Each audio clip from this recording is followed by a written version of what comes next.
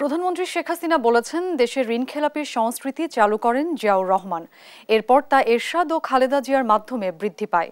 রাতে জাতীয় সংসদে প্রশ্নোত্তর পর্বে তিনি কথা জানান। প্রধানমন্ত্রী বলেন, ক্যাপাসিটি চার্জ ছাড়া কোনো দেশে বিদ্যুৎ কেন্দ্র হয় না, করা যায় না। দ্বিতীয় পারমাণবিক বিদ্যুৎ কেন্দ্র করার কথাও জানান শেখ হাসিনা। বিস্তারিত জানাচ্ছেন আল নোমান। প্রধানমন্ত্রী শেখ হাসিনা বলেছেন, দেশে ঋণখেলাপির সংস্কৃতি চালু করেন জিয়াউর রহমান। এরপর তা এরশাদ ও খালেদা জিয়ার মাধ্যমে বৃদ্ধি পায়। রাতে জাতীয় সংসদে প্রশ্নোত্তর পর্বে তিনি একথা জানান। এরশাদের আমলে, খালেদা জিয়ার আমলে, এবং সেখান থেকে এখনো পূর্ণ মুক্তি পাওয়া যায়নি। এটাই হলো বাস্তবতা। আজকে অনেকে গণতন্ত্রের কথা বলে, গণতন্ত্রের প্রবক্তা হয়ে গেছে কেউ কেউ।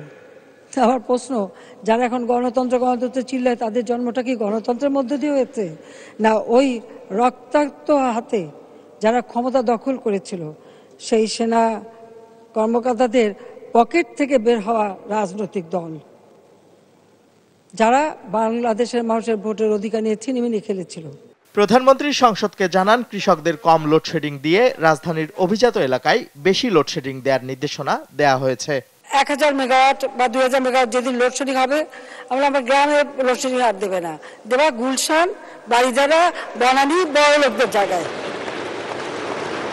যারা সব থেকে বেশি বিদ্যুৎ ব্যবহার করে। ক্যাপাসিটি চার্জ ছাড়া কোনো দেশে বিদ্যুৎ কেন্দ্র হয় না বা করা যায় না উল্লেখ করে প্রধানমন্ত্রী বলেন, সংকট নিরসনে দ্বিতীয় আরেকটি পারমাণবিক বিদ্যুৎ কেন্দ্র করার পরিকল্পনা করছে তার সরকার।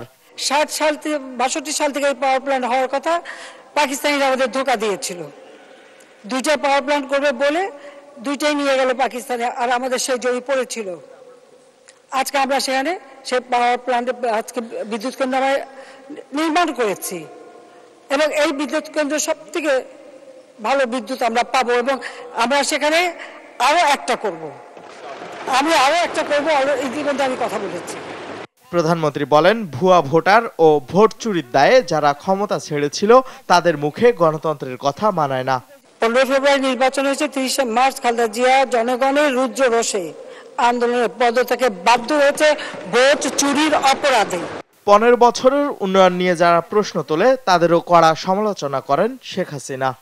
সংশ্লিষ্ট সকল সেবাদানকারী। আল নোমান, দেশ টিভি, ঢাকা।